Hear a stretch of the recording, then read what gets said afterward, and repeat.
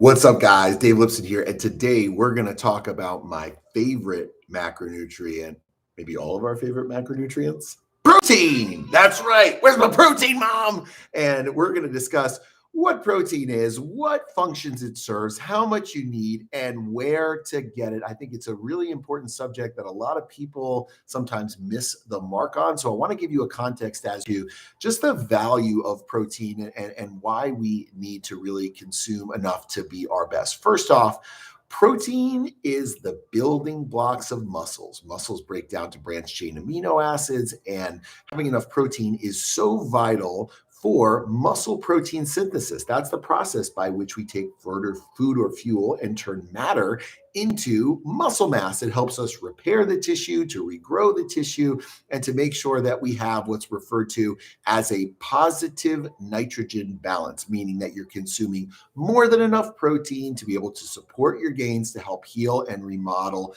tissue. So a lot of athletes have a hard time understanding, well, how much do I need to hit a positive nitrogen balance?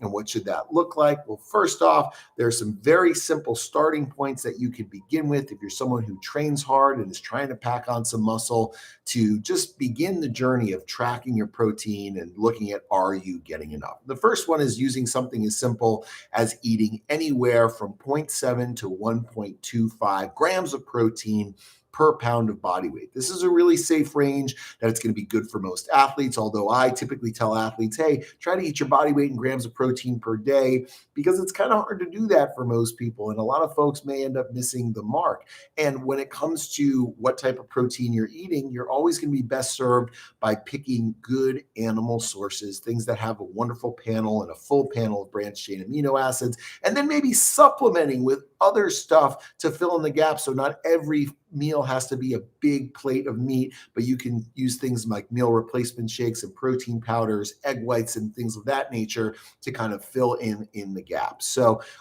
that's one way to start to begin to calculate how much protein you need. Beyond that, you can look at percentages of macronutrients to help you figure out what your daily target should be for protein intake, for carbohydrate intake, and for fat intake. And this very much depends on what you're trying to do with your body. For instance, if you're an athlete that's really focused on reducing your body fat, you're probably going to be in what's referred to as a caloric deficit, which means you're eating a little bit less fuel than your body needs to sustain its current mass. And in that scenario, we're going to have you eat significantly higher percentages of protein as a percentage of those total daily calories, to make sure that even though the total amount of food is pretty low, you're getting plenty of protein to support your lean muscle mass, as well as the magical benefits we're going to talk about that protein has for fat loss. So a simple calculation for this is, if we're using about 40% of your daily calories coming from protein, let's say you're a male athlete that's eating 2,400 calories, and you take that number 2,400 and you multiply it by 0.4 or 40%,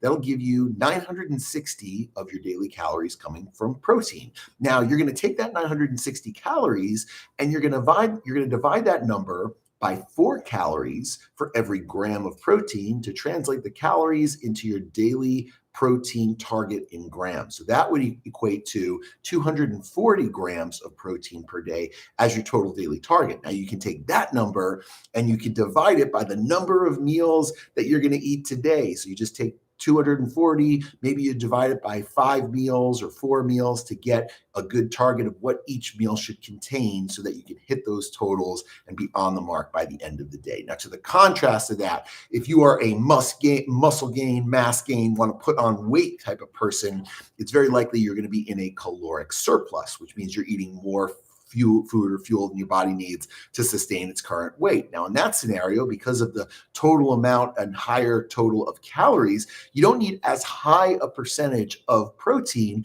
because you're going to get plenty, even if you're just eating 30% of your total daily calories coming from protein. There absolutely is a point where there is too much protein in a diet, because your body has to work really hard to process protein, especially your kidneys. So excessive amounts aren't necessarily good, especially for long periods of time. But using that range, 0.7 to 1.25, is a very, very safe, very, very well-studied range that seems to be a good zone for most people most of the time. And even in a scenario where you're eating a caloric surplus, you might find that the total daily protein intake is relatively similar, despite the fact that you may be cutting or gaining protein because it requires a positive nitrogen balance to optimize both. So if you're, say, eating 3,500 calories and you multiply that number by 0.3 or 30%, that'll give you 1,050 calories divided by 4 calories for every gram of protein. And now that's 262 grams of protein per day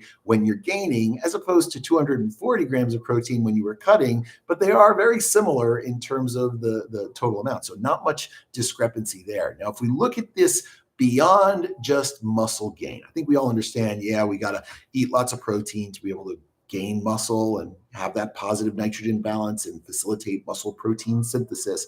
There are some other magical effects that protein has in the body, not just on your physique, but also on your overall well-being. And I think a lot of people think of protein for muscle gaining, but they don't realize how high protein diets are fantastic for shrinking fat cells and reducing body fat. Why? Well, because your body has to work really hard to process protein. It's not a very efficient source of fuel. Your body's got to work. That can increase your metabolic rate. It can actually act as a thermogenic, increasing your body's core temperature and burning more calories because your body's got to really work to turn that food and fuel into energy.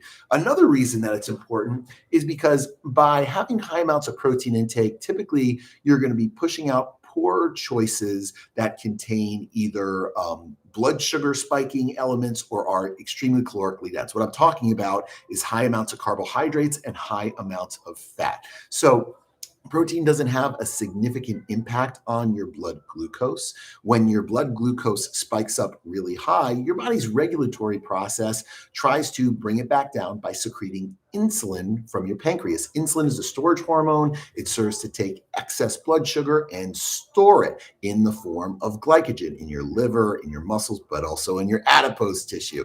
And if you're constantly spiking your blood sugar throughout the day, eating, say, something like a high carbohydrate diet, you can sometimes end up with some poor or less than optimal insulin sensitivity or even insulin resistance, where your body's got to secrete more and more insulin to bring your blood sugar back to normal. And that puts you in a constant state of storage. That's how athletes sometimes may be eating a caloric deficit, but they can't get rid of the stubborn body fat or the tire around the waist. High protein solves that question, because with high protein intake, you're not going to see those same blood sugar spikes. In fact, high amounts of protein can help stimulate a hormone called glucagon.